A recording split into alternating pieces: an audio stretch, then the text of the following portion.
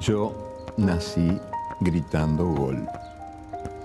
No tengo nada de original, porque, como se sabe, en mi país las maternidades hacen un ruido infernal porque todos los bebés se asoman al mundo entre las piernas de la madre gritando gol. Y yo también grité gol, para no ser menos. Y como todos, quise ser jugador de fútbol. Siempre jugué muy bien, la verdad, jugué maravillosamente bien. Era el mejor de todos, pero solo de noche, mientras dormía. Durante el día, hay que reconocerlo, he sido el peor pata de palo que se ha visto en los campitos de mi país. Han pasado los años y a la larga he terminado por asumir mi identidad. Yo no soy más que un mendigo de buen fútbol. Voy por el mundo, sombrero en mano, y en los estadios suplico una linda jugadita, por amor de Dios. Y cuando el buen fútbol ocurre, agradezco el milagro sin que me importe un rábano cuál es el club o el país que me lo ofrece.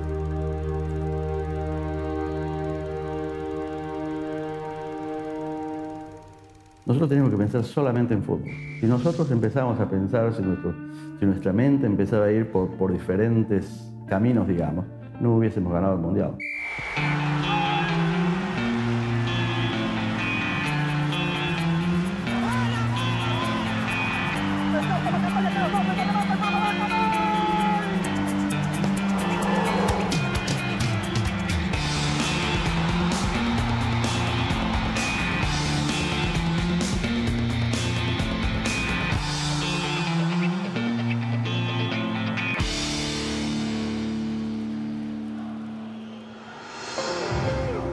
El Mundial de 1978 en Argentina fue un modelo de eficiencia. Convocó a 5.000 periodistas de todo el mundo. Se armó un fastuoso centro de prensa y televisión, con estadios impecables, aeropuertos nuevos. Los balances fueron otra historia. Al final, secretos de Estado. Nunca se supo quién se quedó con buena parte de los millones de dólares gastados en esta celebración. Y ni siquiera la prensa, bajo la tutela militar, podía sugerir que habían pasado cosas raras en este Mundial de la dictadura. No podían criticar a los jugadores ni al técnico. Y cuando la selección argentina sufría algún traspié, era obligatorio el silencio de la prensa. Pero por algo, los periodistas alemanes que llegaron a la Argentina, los más veteranos, los más viejos periodistas, llegaron a confesar que este Mundial del 78 les recordaba vagamente las Olimpiadas de 1936 que Hitler había organizado para celebrar la superioridad de la raza aria y bendecir su propio poder absoluto.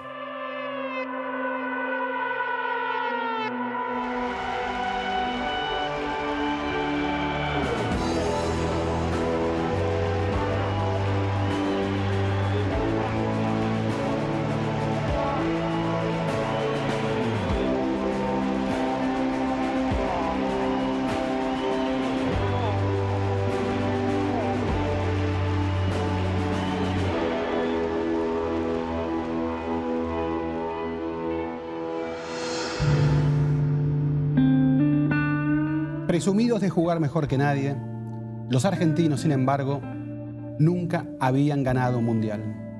hasta 1978. El Mundial del 78 fue una fiesta doble, porque además se jugó en casa. Pero Osvaldo Ardiles, motor clave en el equipo de Menotti, nos cuenta por qué esa fiesta no pudo ser completa. Hace 10 años charlamos en Buenos Aires y vos me diste una respuesta a una pregunta que te hice que yo jamás pude olvidar la respuesta que me diste. Te voy a poner en autos. Yo no me acuerdo, pero dale. Mira, esto te voy a recordar. Yo te conté que había entrevistado a gente que en pleno Mundial 78 estaba presa en el campo de concentración de la ESMA, que había sido torturada, que tenía grilletes, que tenía capucha, y que aún así gritó los goles de la final contra Holanda, en esa condición. Y cuando te dije eso, vos me respondiste que cuando vos te informaste de esas situaciones, te preguntabas qué pasaba por la cabeza de esa gente, que esa gente se aliviaba, tal vez gritando un gol, pero que a su vez ese mismo gol tal vez prolongaba la dictadura, ¿no? Y que no tenías una respuesta para eso. ¿Hoy la tenés? No, exactamente lo mismo. Es muy fuerte, increíblemente fuerte. Siempre me lo preguntaba yo y me lo sigo preguntando, ¿cómo reaccionaba la gente? El fútbol, que es una pasión tan fuerte, nos lleva entonces a celebrar un gol, Argentina, gol de Argentina, nos estamos clasificando, ganamos el partido, podemos ser campeones mundiales, etc. Pero por otro lado, por supuesto, en ese tipo de situaciones, la gente que estaba ahí pensaba también, de nuevo, podía pensar dos cosas. Una, quizás porque hacemos el gol, están un poco más buenos, estamos un poquito... Somos todos, entre comillas, argentinos, quizás nos tratan un poquito mejor. Por otro lado, esta gente se va a quedar en el poder 2 años más, 3 años más, 5 años más, y obviamente la gente que estaba ahí estaba muy, muy mal. Creo yo que eso debe haber sido, me imagino yo, una reacción muy, muy espontánea de celebrar un gol, etc.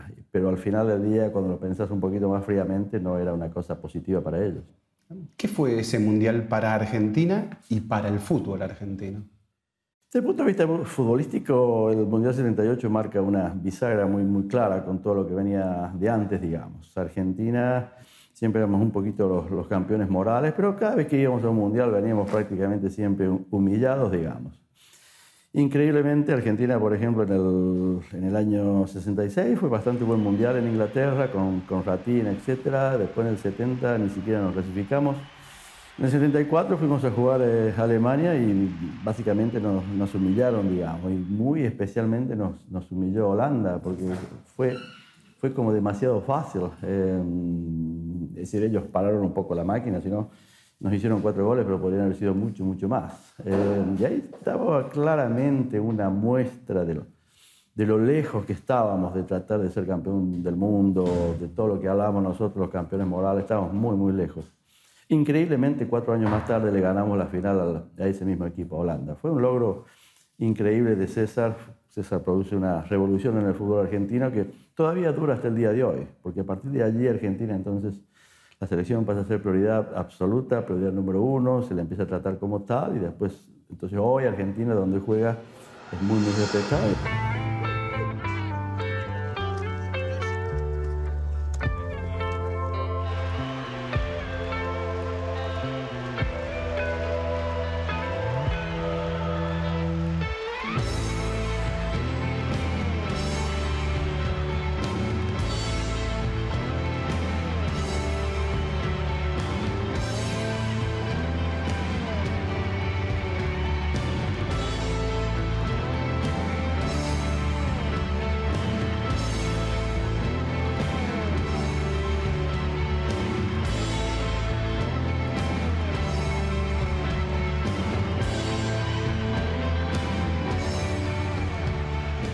Yo recuerdo los meses previos, había alguna resistencia con Menotti. Por un lado, porque aparte lo supe como información, que gente de la dictadura no estaba de acuerdo con Menotti por sus ideas políticas, porque decían que Menotti era de izquierda.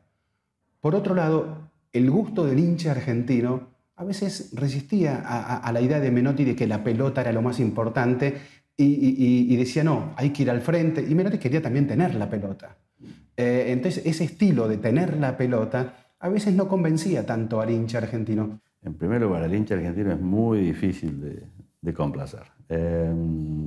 Pero lo que había logrado César con el Huracán del 73 había sido muy, muy grande. Entonces él era el técnico que todo el mundo lo quería, por supuesto. Pero una vez que empieza la selección a jugar, hay un desgaste, digamos, muy particular, claro. Cada partido es un examen. Y si de pronto la selección no solamente tenía que ganar, pero tenía que jugar bien, tenía que demostrar que estábamos avanzando, etc. Y en realidad eso lo estábamos haciendo, pero por supuesto siempre él también tuvo muchísima contra. Ni hablar que hubo muchísima gente en la esfera política, en la parte política. Estoy hablando de lo más arriba de todo, en la cual César tenía fuertísimas contras. Y por supuesto, la número uno era sin duda por su postura política.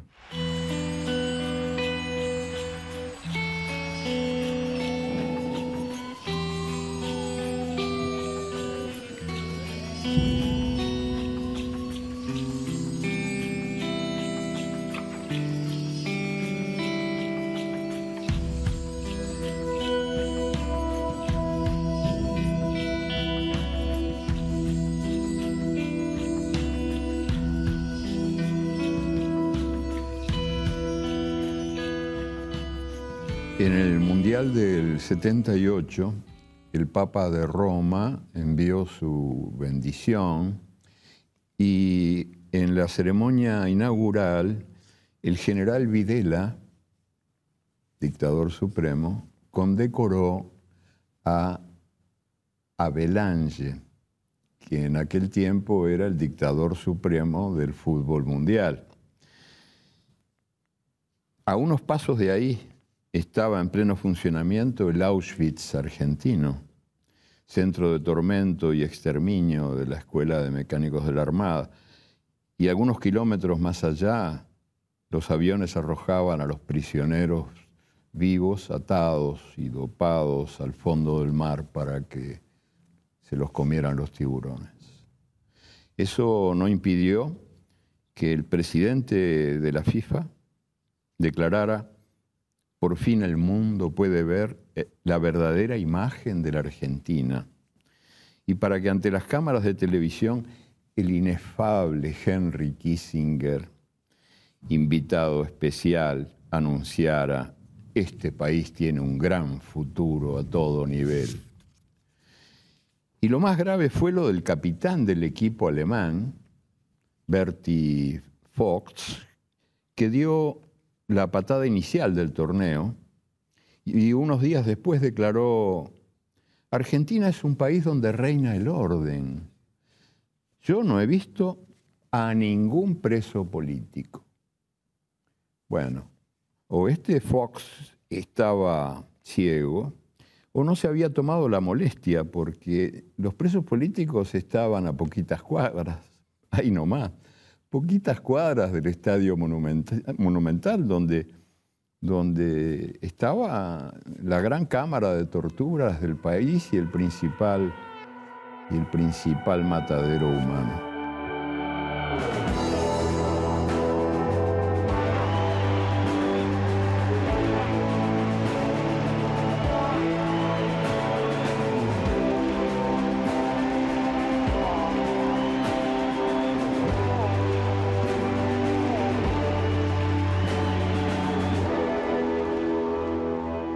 ¿Y para el país qué te parece que significó ese Mundial 78? Y para el país, por un lado, fue de nuevo un país tan futbolero como el nuestro. Fue una alegría inmensa, grandísima.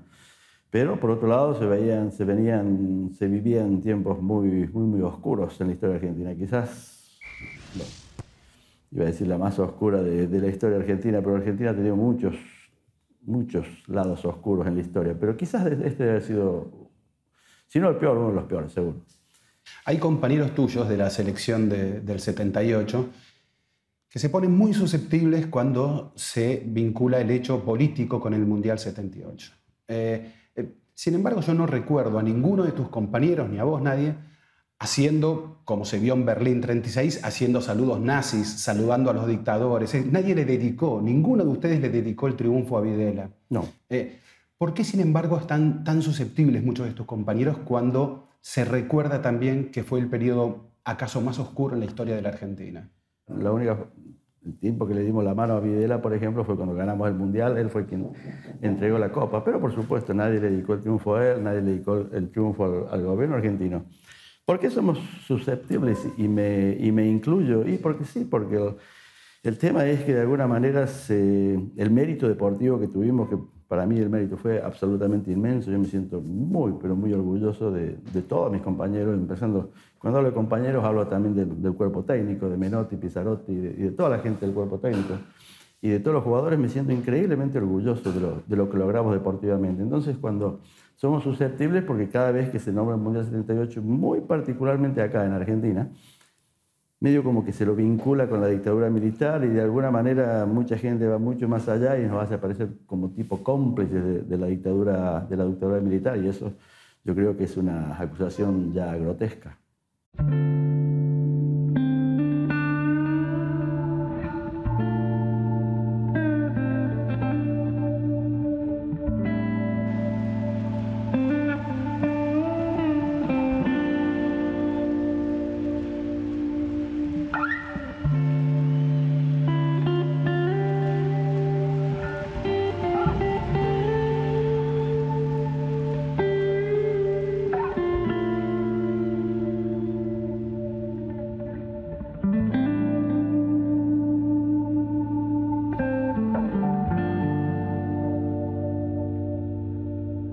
La Argentina de Menotti ganó el Mundial 78 jugando al ataque.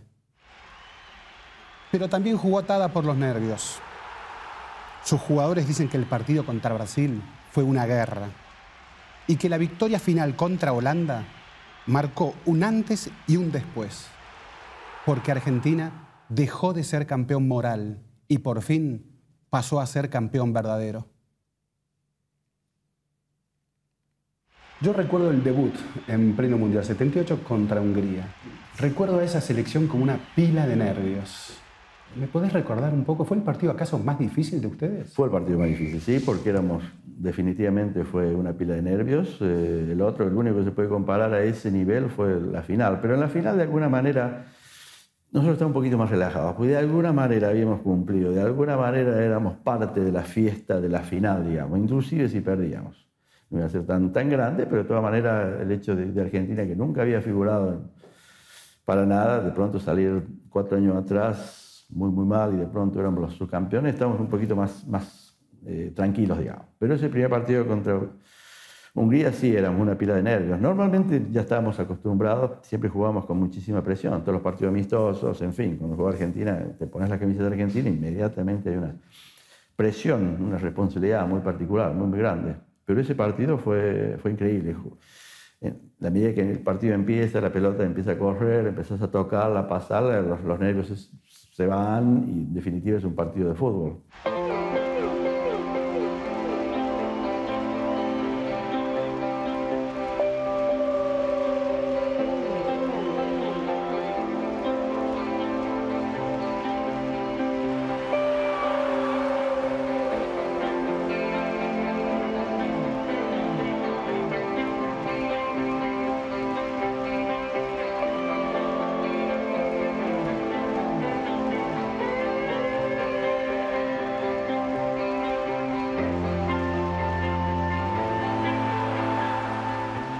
Superan ese difícil debut contra Hungría, ganan también con dificultad a Francia, pierden contra Italia, nos vamos a Rosario, le ganan a Polonia, el partido siguiente contra Brasil. Fue una guerra de nervios, pues no fue un partido de fútbol. No fue una guerra de nervios, fue una guerra futbolística. Increíblemente, 2 de los mejores equipos.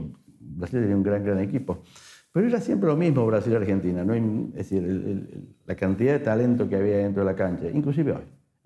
Hoy un poco menos, porque el fútbol ha cambiado, hoy es mucho más difícil hacer foul, FIFA no acepta nada, que en ese tiempo se aceptaban muchas otras cositas, digamos, llamémoslas paralelas al fútbol. Pero en esos tiempos, digamos, jugar Brasil-Argentina y no era fútbol, los resultados eran siempre 1-0, ahí nomás.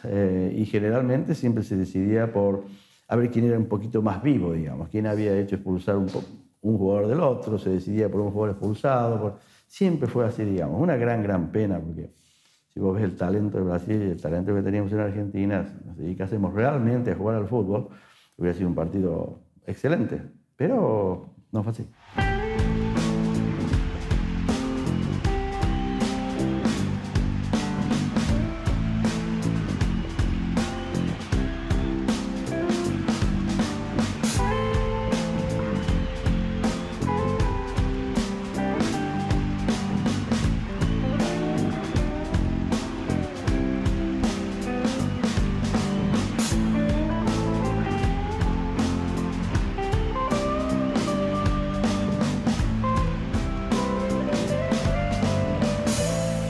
Fuimos muy valientes, increíblemente valientes para salir al frente, digamos, en todos los partidos. Contra Hungría salimos al frente.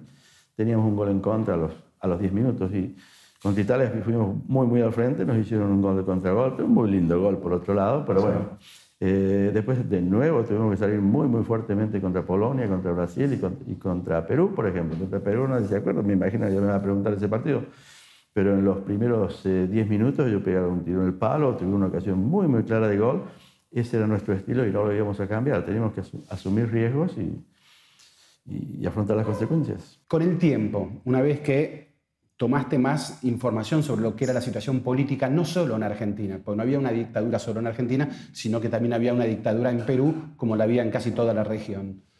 ¿Vos creés en la posibilidad de que las dictaduras de Argentina y de Perú hayan dialogado para, si en el campo había algún problema, garantizar que Argentina hiciera más de 4 goles y así llegara a la final del Mundial? Es una posibilidad, pero no, yo creo que no es viable. Y te voy a explicar por qué. Primero quiero decir que desde el punto de vista nuestro, del punto de vista de los jugadores, del punto de vista de César, Pizarrotti, en fin, de todo nuestro cuerpo técnico, pongo las manos totalmente en el fuego que no hubo absolutamente nada, pero totalmente, cero.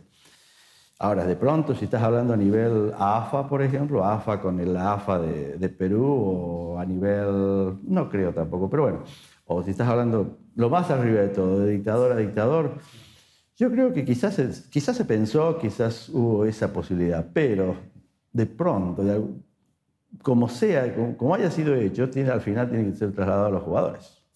Y ese traslado a los jugadores no es tan fácil. ¿Cómo le decís a un jugador, espera, hoy tenemos que perder por 4 goles? Upa, no. Es muy fuerte. Entonces puede crear serias complicaciones. Por eso pienso yo que no se hizo al final, porque el hecho de hacerlo en la práctica iba a ser realmente muy difícil. Si surgiera hoy un jugador peruano diciendo, sí, yo fui para atrás porque recibimos una orden de la dictadura, ¿qué posición tomarías? Siempre han salido pequeñas cositas, nunca han sido comprobadas.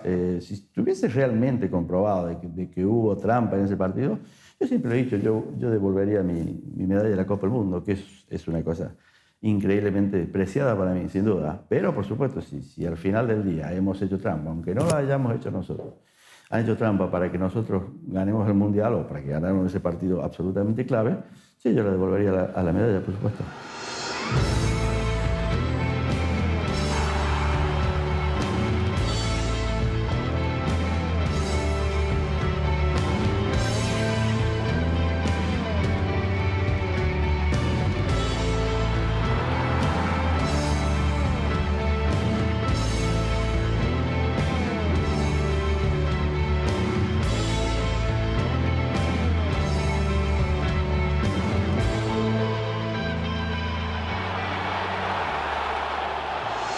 Final contra Holanda, 1-1, minuto 89, pelotazo en el poste de Holanda. Quiero decir con esto que por más intento de arreglo que haya querido hacer la dictadura, si ese pelotazo en el poste entraba, Holanda era el campeón mundial. ¿El fútbol sigue siendo siempre fútbol?